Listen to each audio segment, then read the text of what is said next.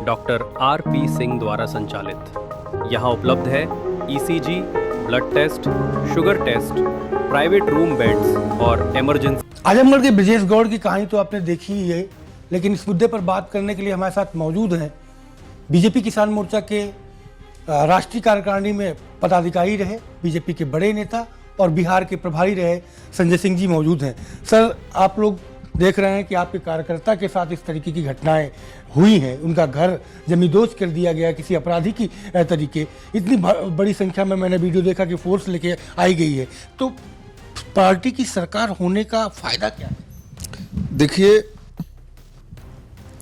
इस कुकृत्य की जितनी निंदा की जाए, भर्त्सना की जाए, कम है। मैं स्वयं बहुत आहत हूं इस घटना को लेकर के। जब मैं सोशल मीडिया के माध्यम से इस घटना को देखा, सुना और पढ़ा, तो मैं स्वयं की प्रेरणा से इस लड़के को पता मैं किया, इसका नंबर ट्रेस कराया और इसको फ़ोन करके मैं बुलवाया। लखनऊ बुला लिया हूं और मैं कल से लगातार लगा हूं कि प्रदेश के पदाधिकारियों से इसकी बात करा दूं। और कल से ही मैं प्रयास में हूं कि माननीय मुख्यमंत्री से इस बच्चे की मुलाकात हो जाए और इसकी बात हो जाए। ये अपने ग्राम सभा में बूथ अध्यक्ष रहा है और किसान मोर्चा का मंडल अध्यक्ष रहा है।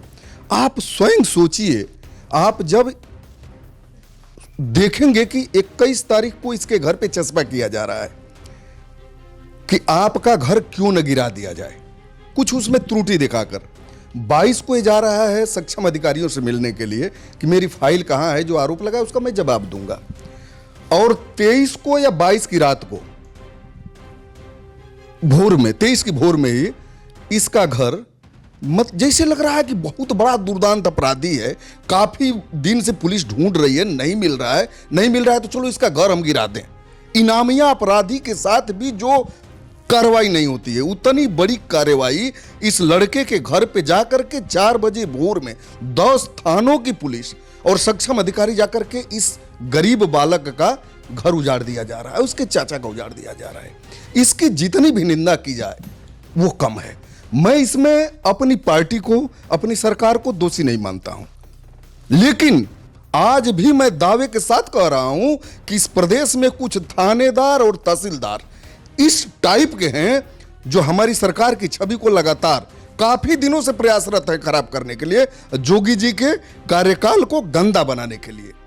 अब माननीय मुख्यमंत्री जी उसका संज्ञान ले पा रहे हैं कि नहीं पा रहे हैं, उनका सूचना तंत्र ये बात को पहुंचा रहा है कि नहीं पहुंचा रहा है, हम लोग नहीं जानते हैं।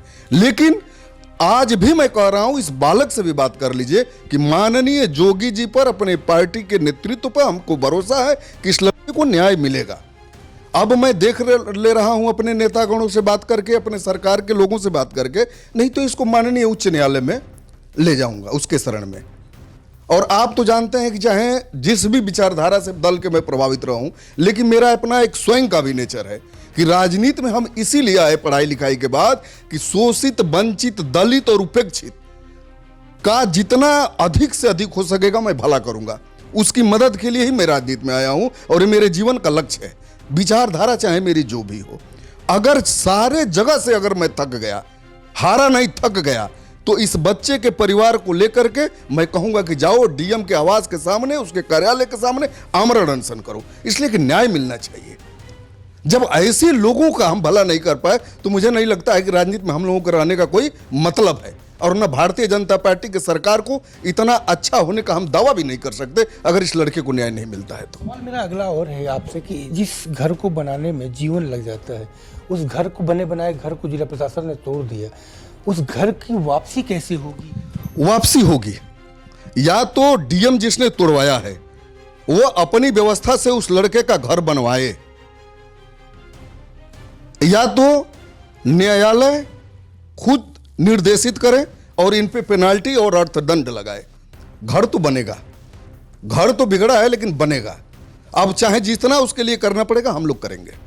मुझे सवाल ये उठता है कि इतनी कम समय की अवधि में नोटिस दिया और नोटिस देकर के घर गिरा दिया गया, वजह आपने पता की कि क्या वजह बताई गई है इस घर? वजह नोटिस जो है उसमें दिया गया है कि आपका घर का नक्शा पास नहीं है, ग्रामीण अंचलों में नक्शा तो है। मैं यही सोच रहा हूं, मैं खुद एक गांव का रहने वाला व्यक्ति हूं। गांव में तो किसी का नक्शा अगर ऐसा ही है तो उस गांव में तो मैं जानता हूं बहुत सारे ऐसे लोग हैं जिनके घर पे 2 तल्ला बिल्डिंगें हैं।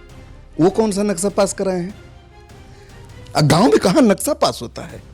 आप तो किसी इंटेंशन के कारण ऐसा किए हैं। इंटेंशन कुछ मालूम चला? अभी नहीं पता चला है, लेकिन जरूर कहीं ना कहीं तो कुछ है। तीसरा व्यक्ति तो है।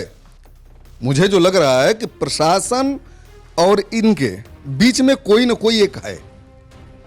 अब प्रशासन को कैसे वो प्रभावित कर लिया है?